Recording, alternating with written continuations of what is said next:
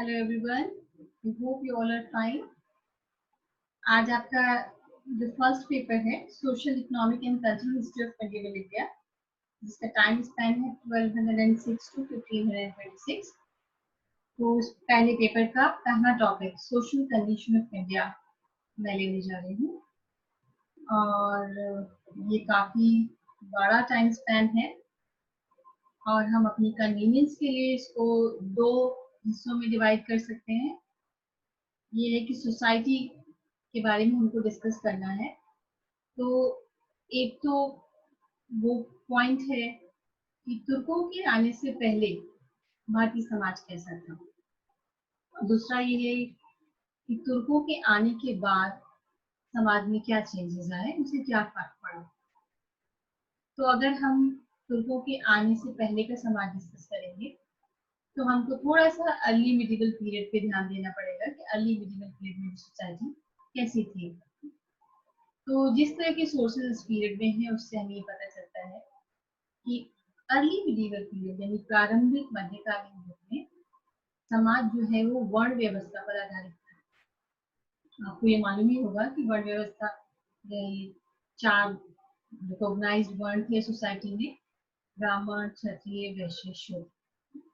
और इन सब के अपने अपने कार्य थे, सबके असाइंड वर्क थे और कर्म के आधार पर वर्ण को बांटा गया था। ज्यादा इस चीज पे फोकस नहीं करूंगी क्योंकि आपको सबके फंक्शंस मालूम है। जो लर्नर थे, जो स्ट्रॉन्ग थे, उनको उच्च वर्ग में रखा गया था। जो लोग व्यापार खेती का काम करते थे और उससे नीचे जो लोग थे उनको लोअर ऑर्डर में रखा गया था। लेकिन इसके अलावा भी एक ऐसा वर्ग भी था जो रिकॉग्नाइज्ड कास्ट में नहीं आता था। इसको हम अंत्यज के नाम से जानते हैं। बहुत से लोग ऐसे थे जो गांव में जैसे कई प्रोफेशन से जुड़े थे, कई व्यवसायों से जुड़े थे, उनको हम अंत्यज के नाम से जानते हैं। जैसे कि बढ़ई है, मोची है, धोबी है, टोकरी बनाने वाला है, मछली पकड़ने वाला मछुआरा है। ऐसे बहुत सारे प्रोफेशन के लोग जो अलग अलग प्रोफेशन जिनके थे उनको अंत्यज के नाम से जानते थे। फिर भी इसके अलावा एक ऐसा वर्ग भी था जो कहलाएगा कि सबसे निम्न वर्ग, और इस निम्न वर्ग में हाड़ी, ढोंग, चंडाल, बढ़ातू इत्यादि लोग आते थे जिनके अपने कोई अधिकार नहीं थे। नगर की सीमा में प्रवेश करने का अधिकार उन्हें नहीं था। तो इस तरह के भी लोग थे and they were assigned menial work in the villages. एक तो ये कास्ट हो गई। और स्टेट का काम ये था to impose strict rules in the social structure कि जो वर्ण व्यवस्था के नियम थे उनके हिसाब से सुचारू रूप से जो है समाज को चलाना रखना। एडमिनिस्ट्रेटिव, जैसे मैंने आपको बताया, एडमिनिस्ट्रेटिव मशीनरी का जो ये फंक्शन था कि स्ट्रिक्ट कंट्रोल रखना इन पे। लेकिन जब तुर्कों का आगमन हुआ तो जाहिर सी बात है, जब दो कम्युनिटीज आपस में मिली, उनमें इंटरेक्शन हुआ तो समाज में बहुत परिवर्तन भी आया, बहुत से चेंजेस भी आए और it led to the formation of new caste. जैसे कि जब हम मिलिट्री कॉन्क्वेस्ट की बात करते हैं तो हम ये भी डिस्कस करते हैं कि कैसे जो है वो, स्पेशली वैसे तो खलजी पीरियड से पहले भी कॉन्क्वेस्ट हुई है, specially period of Alauddin Khalji, how he started expanding the new areas, कैसे नए नए एरियाज जो है वो कॉन्कर किए गए और नए नए टाउन्स बसे, नए नए नगर बसाए गए और एक हम मानते हैं कि अर्बनाइजेशन का प्रोसेस शुरू हुआ। तो जाहिर सी बात है इस अर्बनाइजेशन के प्रोसेस में भी ये ऐसा हुआ कि बहुत सारे लोग जो हैं वो रूरल एरियाज से माइग्रेट करके अर्बन एरियाज में आके बसे। इनमें ऐसे लोग भी शामिल थे जिनको हम कह रहे थे कि वो आर्टिजन्स की कैटेगरी में थे, जो किसी न किसी व्यवसायों से जुड़े थे, क्योंकि अब इन शहरों में, नए शहरों में ऐसे लोगों की भी आवश्यकता थी जो कई तरह का काम कर सकें। तो काफी बड़े स्केल पे जो है वो माइग्रेशन भी हुए रूरल एरिया से अर्बन एरियाज में। और दूसरे ये कि नई नई कास्ट भी बनी, जिनको हम सब कास्ट कहते हैं। ऐसे जैसे जैसे प्रोफेशंस बढ़ते गए, जैसे जैसे व्यवसाय बढ़ते गए, वैसे वैसे हम देखते हैं कि नई नई जातियां इमर्ज हुई हैं या नई नई जातियां बनने लगी। जैसे कि जो लोग शराब बनाने का काम करते थे, शराब पिलाने का काम करते थे, उन्हें दलाल कहा जाने लगा। जो लोग कपड़े रंगने का काम करते थे, उन्हें रंगरेज कहा जाने लगा। जो कपड़ा बेचने का काम करते थे वो खत्री कहलाए। इसी तरह से जो लोग अकाउंट्स का काम देखने लगे वो कायस्थ हो गए। जो पान बेचने का या पान लगाने का काम करते थे उनका बोली कहलाए। तो ऐसे बहुत सारे नए नए व्यवसाय बन गए थे। नए शहर बनने से लोग जो है करते हो काफी बसे और नए नए काम उनको मिले। तो नए नए व्यवसायों से फिर नई नई जातियां बनने लगी, जिन्हें हम उपजातियां या सब कास्ट कहते हैं। और इस अर्ली मिडिवल पीरियड में कभी एक आती है निकोला कोंटी, जिसने कहा है कि उस समय एक बहुत ऐसा बड़ा वर्ग जिनके साथ खाना पीना विवाह संबंध पॉसिबल नहीं थे, उनकी संख्या लगभग 84 यानी 84 के करीब रही होगी, जो पहले की बात है। बहुत सी जातियां पहले भी बहुत ज्यादा जाति थी, मिडिवल पीरियड में भी हम देखते हैं काफी जातियां थी इन रिकॉग्नाइज कास्ट के अलावा, और इसके बाद फिर और ज्यादा बढ़ गई। और इसके बाद अगर हम ये देखें कि धार्मिक स्थिति क्या थी, तो हम ये पाते हैं कि people in the country they adhere to disciplined religious segregations. लेकिन by the 11th century Buddhism had declined and it remained confined only to a very just few areas. Buddhism का पतन हो गया था और बस कंट्री के ईस्टर्न पार्ट में, यानी कि जिसमें बंगाल है, बिहार है, उन क्षेत्रों तक ही वो सीमित रह गया था। इसके अलावा Jainism had found its roots in western India, जिसमें गुजरात है, राजपूताना क्षेत्र है, उसमें हम देखते हैं कि जैनिज्म का प्रभाव जो है वो बढ़ा हुआ था इन क्षेत्रों में। जैनिज्म ज्यादा पॉपुलर था। और दूसरे एरियाज में चाहे वैष्णविज्म है, शैविज्म है, इनका भी लोग अनुसरण कर रहे थे। और राम की, कृष्ण की और शिव की इसकी भक्ति काफी पॉपुलर थी।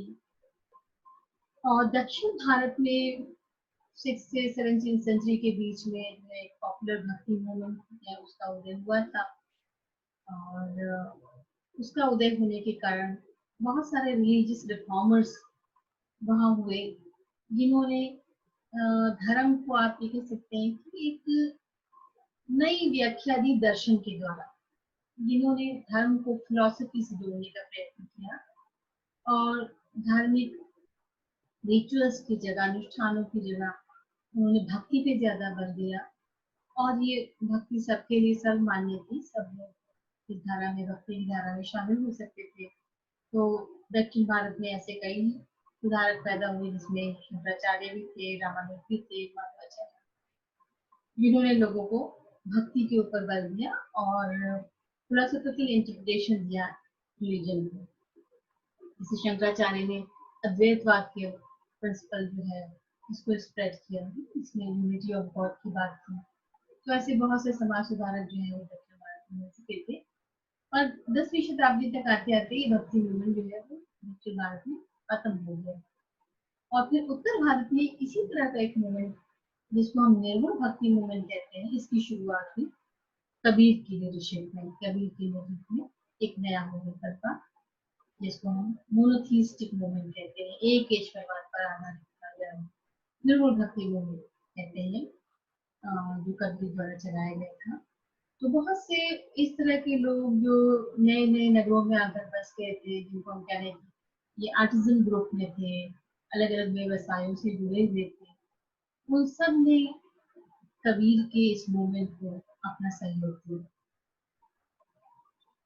और इसके अलावा जो चेंजेस आ रहे थे सोसाइटी में, ये भी चेंजेस ही है, एक तरह का चेंजेस थे कि कैसे लोग आके बसने लगे, नए नए व्यवसाय बढ़ने लगे।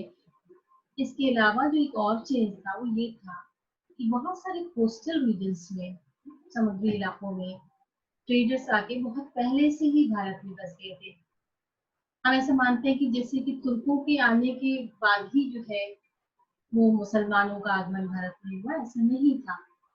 तुर्कों के आने से, इन्वेजन से पहले ही बहुत सारे मुस्लिम कॉलोनीज का भी हमको पता चलता है भारत में। ये बहुत सारे ट्रेडर्स और बहुत सूफीज भी कुछ आके भारत में बस गए थे। जैसे मैंने कहा कि बहुत सारे ट्रेडर्स, जिसमें कि कोस्टल रीजन्स में, चाहे वो गुजरात का रीजन हो, चाहे दक्षिण भारत हो, जहाँ जहाँ जो है वो समुद्री क्षेत्र थे, वहाँ कोस्टल टाउन्स में उनकी जो बाहर के व्यापारी थे, जिनमें अरब मुख्यतः थे, ये शामिल थे। और इन जगहों के रूलर्स ने ट्रेड बेनिफिट्स लेने के लिए इन लोगों को इजाजत दी दी, इन व्यापारियों को इजाजत दे दी कि वो उनके रीजन्स में आके या उनके क्षेत्रों में आके बस जाएं और अपनी कॉलोनीज बना ली। इसका रेफरेंस मिलता है कि इन ट्रेडर्स ने न ही केवल अपनी कॉलोनियां बनाई, बल्कि अपनी मॉस्क भी बनाए, अपने मदरसे भी बनाए, और ये वो वहां से वहां आके रहने लगे, बस गए और वहीं पे रहने लगे। इसके अलावा बहुत सारे सूफी लोगों का भी रेफरेंस मिलता है कि जो भारत में आके बहुत पहले से बस गए थे। जैसे हजरत मोइनुद्दीन चिश्ती के बारे में कहा जाता है कि वो तराइन की दूसरे युद्ध से पहले ही आके अजमेर में बस गए थे। और उनसे भी पहले कुछ सूफीज का रेफरेंस मिलता है जो भारत के फ्रंटियर रीजन्स में, सरहिंद जैसे रीजन में, लाहौर, ऐसे रीजन्स में भी बसे हुए थे, जो हजरत मोइनुद्दीन चिश्ती से भी पहले आके बस गए थे।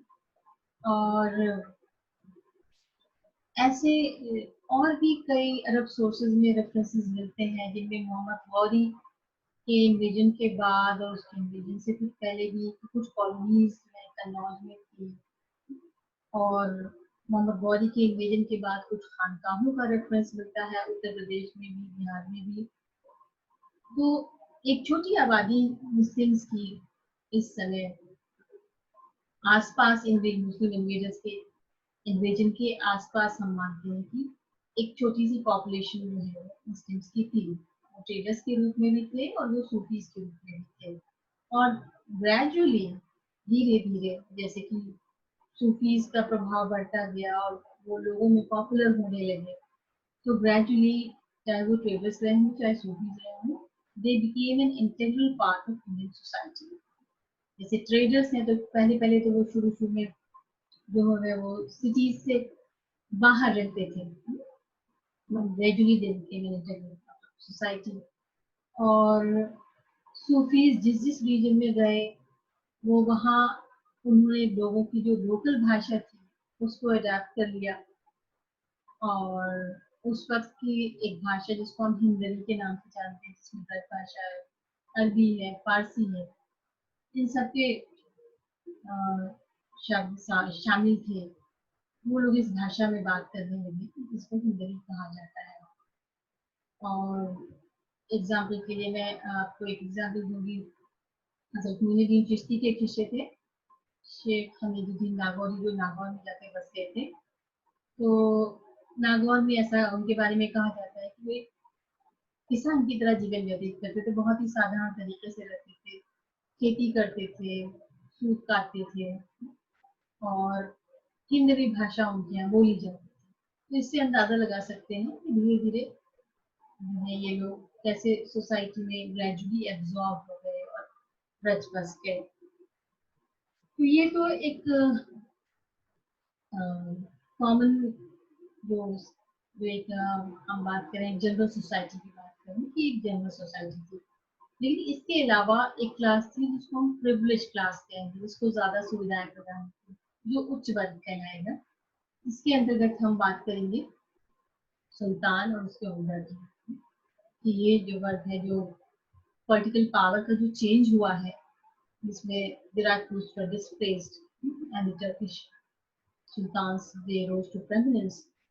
तो इसलिए वो ग्रुप था जिसमें सुल्तान अब सर्वा था, टाइटल्स बदल गए, टर्म्स बदल गए। अब सुल्तान was all in all, वो he was at the helm of affairs, he was the head of the state, तो अब हेड ऑफ द स्टेट जो है वो सुल्तान हो गया। और he was all in all, ये कहने का मतलब है कि he was the commander in chief of the army, he was chief law giver, कि आर्मी का जो चीफ कमांडर था वो सुल्तान था। और चीफ लॉ गिवर में की मतलब he was the final court of appeal. हालांकि न्याय करने के लिए काजी लोग थे, लेकिन अगर कोई ऐसी चीज हो जिसमें सुल्तान न्याय में भी हस्तक्षेप कर सकता था और उसका डिसीजन सबको मान्य था। He used to run the administration with the help of his sagacious ministers. अपने नोबल्स की या उमरा की मदद से सुल्तान जो है प्रशासन चलाता था। और ये उमरा भी जो है सुल्तान की साथ जो प्रशासन में सहभागी थे, ये भी प्रिविलेज क्लास में या उच्च वर्ग में आते थे और इनको भी बड़ी सुविधाएं प्राप्त थी। और इनको हम उमरा में भी कई वर्ग थे। एक वर्ग वो था जिसको अपर मुस्लिम क्लास को हम कहेंगे कि दे विल कम, उनको हम 3 वर्गों में बांट सकते हैं। एक था अहले कलम, जिसको इंटेलिजेंशिया कहेंगे, जो बुद्धिजीवी वर्ग था। एक अहले तेग वर्ग था, जो सोल्जर्स थे, तेग कहते हैं तलवार को, ये लोग जो आर्मी में हुआ करते थे, अहले तेग। और इसके अलावा उलेमा वर्ग था, जो लोग धार्मिक कार्यों से संबंधित थे, वो उलमा कहलाते थे। तो अगर हम उलमा वर्ग की बात करें, जिनको हम थियोलॉजियन कहेंगे, they occupied the mainly the judicial and religious offices in the state.